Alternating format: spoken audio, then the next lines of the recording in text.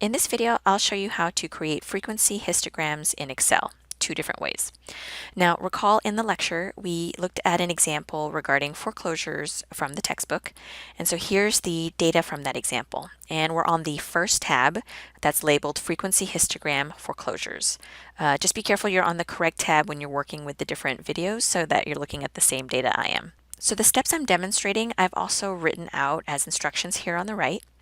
Now, whenever you're looking at new data, I always recommend checking at the top if there's a label on your data set. If there's no label, I strongly recommend inserting a row and labeling the data. If you don't, Excel sometimes sees this first box as a label and it won't analyze it. So then you're actually missing one of your data points. So be careful. So to follow the instructions on the right here, I'm going to go ahead and right click on the one and click on Insert. This will add a row right above my data. I'm going to go ahead and label that balance because we're working with the balance of the different mortgages that were foreclosed upon. And then the next step is we'll want to select all of our data in the balance column. And notice I also select the balance as well, including the label. It's just good habit. So I'm selecting everything. I'm not missing a box anywhere here. I'm going to go ahead and go to the Insert tab because we're inserting a chart. So we'll go ahead and go to the right side over here towards the middle, and you'll see a menu with a variety of charts. You'll want to familiarize yourself with the different charts available. So if you just hover over each of the icons, a small explanation is provided about what's available. Now, if you're in Excel 2016, you're going to see an option called Statistic Chart. This is where we want to be. There's a little arrow, and when I click on the drop down, we can see that histogram is an option.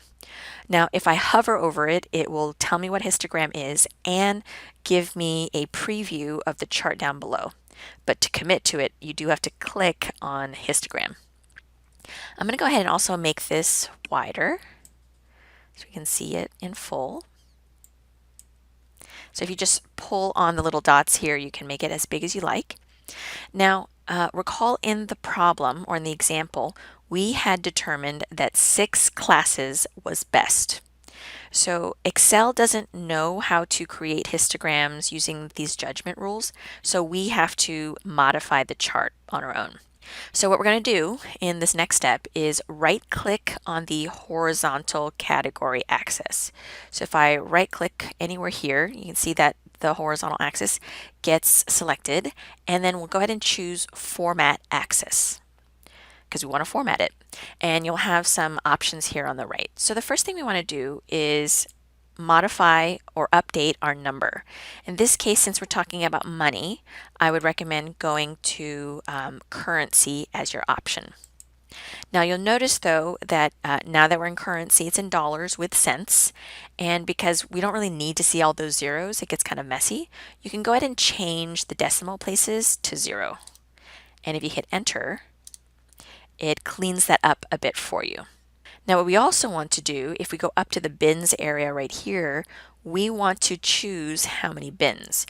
Excel had automatically gone to 4 bins, but we know, because we use the 2 to the k is greater or equal to n rule, that the best number of bins is 6. So I'm going to go ahead and type in 6 and then hit enter. And then our chart will shift. And then of course, a few other things we want to do is if I click here on the chart title, I can change this. So I'll highlight that. So I'll go ahead and type in frequency histogram, because that's what this is, of balances for foreclosed mortgages. I mean, you can play around with the titles, but it's just helpful because if you were presenting this to someone, then they would know what this chart is displaying. Other things you can do is you can add axis titles. So if we click on my chart and then up at the top, there's a little tab called Design. This will let me clean up or add chart elements. So right here on the left, we've got Add Chart Element, and here's Axis Titles. I can add a title at the bottom. Oops, and I can add a title on the left or the y-axis. If I click on that, I can do frequency, which is the same as saying count, and then down here we can write balances. Okay.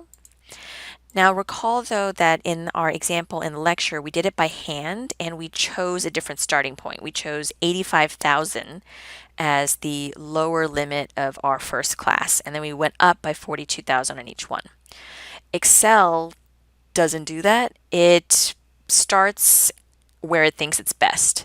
So you can see that our class starting point is not 85,000, it starts at 87,000 and some change. But as long as we have the same class numbers, it should give you the general shape that you want. So just be aware that doing something by hand sometimes looks different than what Excel does, but they're very similar. So another way to create a histogram, it's a bit more manual, is to create a pivot table. So I'll go ahead and select all my data, make sure I've got all my numbers highlighted and the word balance, and I'll go to insert again, but this time I'm going to go to the pivot table option. So you click on pivot table, and then I'll go ahead and click OK. And what it's going to do is it's going to create a table on a different tab, and that's totally fine. Keeps it clean and separate without touching this original data. So I'm going to go ahead and click OK. And so now you see I've got a pivot table on a new tab called Sheet 1. What we need to do is over here on the right, we need to give Excel some instructions on how to set up that pivot table. So what I'm going to do is click on balance, that was that label we created earlier, and drag it down to the box that says rows and let it go. And now what it's done is it's created a row for every different or unique number in our data set. And then what I'm going to do is drag and drop balance again, but this time in the values box. Now Excel's kind of weird. Sometimes it does sum, sometimes it does count. So just be aware of what it is. What we're interested in, I don't need to add up all my numbers. I need to count the numbers. So if I double click on this, I'm going to get a menu that pops up, and I want to click on count and hit OK. And what it's telling me is for each of these unique numbers or variables, Excel counts 1. Which is not surprising because we knew that there were 33 properties, and turns out no balance was a duplicate of each other. But this doesn't really help us create our histogram. What we need to do is group them. So remember, we're doing grouped frequency distributions. So go ahead and right click anywhere on these numbers and a little menu will appear. And what we want to click on is the word group because we're going to be grouping our data. So I'm going to pull this out here so we can see it better. And when we did it by hand, we had made some decisions saying, hey, let's go ahead and start at 85,000. So I can type in 85,000 in here. And we had in our steps decided that our class width would be 42,000. So under the by box, I'm going to type in 42,000. And then when I hit OK, I now have 6 classes grouped nicely and they're counted. So here's our grouped frequency distribution. Now we want to go ahead and make our histogram with it. So what I'll go do is select all my data and then go to insert and then go to the charts area. Now imagine I don't have Excel 2016, so I don't have the fancy histogram button, but instead I'm going to go ahead and use the insert column or bar chart. And I want to do a vertical column chart. So I'll click this first one here and I'll go ahead and make it bigger. So then you'll notice though that this is not exactly a histogram yet because there are gaps. You can't have gaps between your bars. So to get rid of these gaps, we'll go ahead and right click on any of our bars and you can see they all get selected and a little menu pops up. Choose Format Data Series and a little menu appears. And then right here where it says gap width, go ahead and change that to 0. I mean, you could type it in here or you can move the little line. Another thing I'd like to do is I want to make like lines on these so they're a little more easier to see. So in the options over here, there's a little paint bucket for fill in line and I'll choose black. Some computers might already automatically do this, but mine for whatever reason didn't. So I'm going to click on that and now I've got my lines so I can see nice bars. And then go ahead and update your chart title to whatever you want it to be. So that's how you can create a histogram using a pivot table with a little bit of grouping and the bar or column chart option in Excel. So if you have any questions, just let me know.